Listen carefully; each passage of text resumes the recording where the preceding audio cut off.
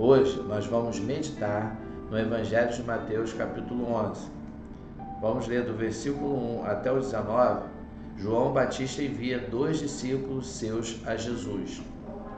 E aconteceu que, acabando Jesus de dar instruções aos seus 12 discípulos, partiu dali a ensinar e a pregar nas cidades deles.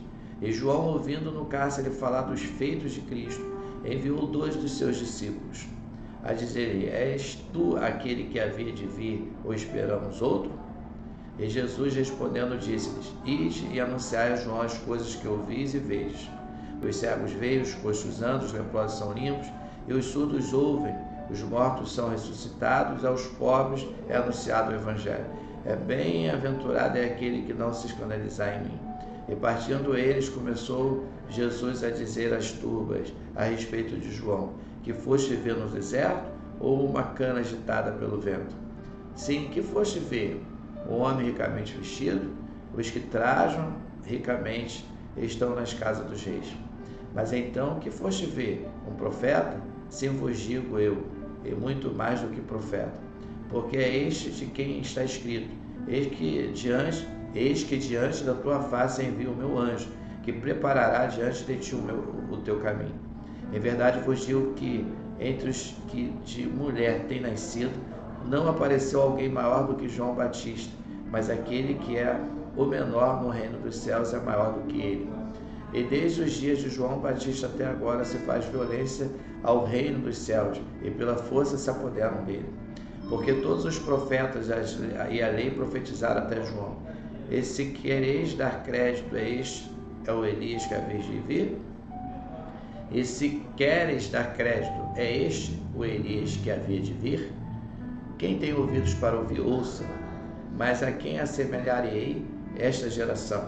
É semelhante aos meninos que se assentam nas praças e clamam aos seus companheiros e dizem: Tocamo-vos flauta e não dançastes, cantamo-vos lamentações e não choraste. Porquanto veio João não comendo nem bebendo, e dizem: tem demônio.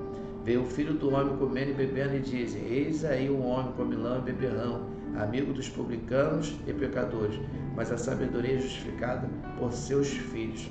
Esse primeiro trecho que acabamos de ler, nós aprendemos a respeito de João Batista, que envia 2 discípulos seus até Jesus, para poder ir até Jesus, e Jesus anunciou para eles, para esses 2 discípulos avisarem a João Batista o que estava acontecendo. Jesus estava curando, libertando, Jesus estava fazendo a sua missão, a sua obra.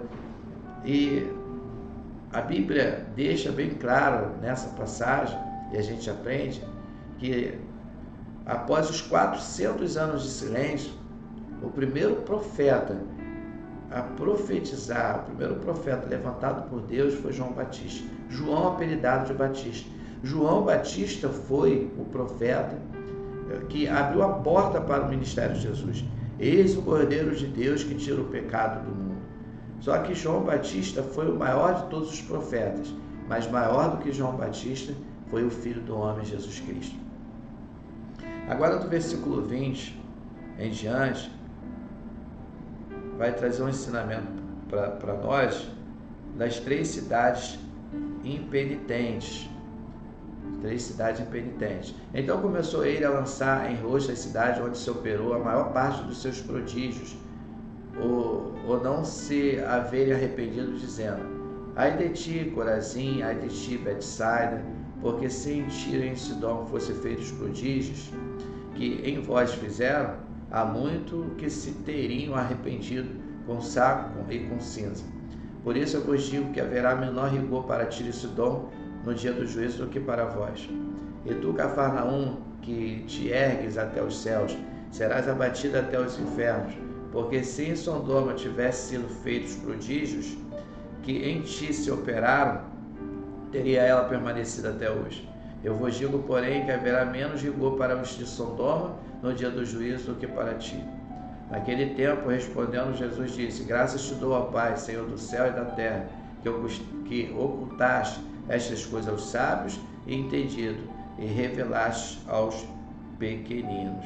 Olha que interessante, Jesus destacando algumas cidades do passado que causaram grandes pecados, que deram maus exemplos, mas Jesus também destacou aqui algumas cidades como Betsaida, como Cafarnaum, enfim, que tiveram ali a evangelização pelo próprio João Batista, também até pelo próprio mestre, e que muitos não deram crédito.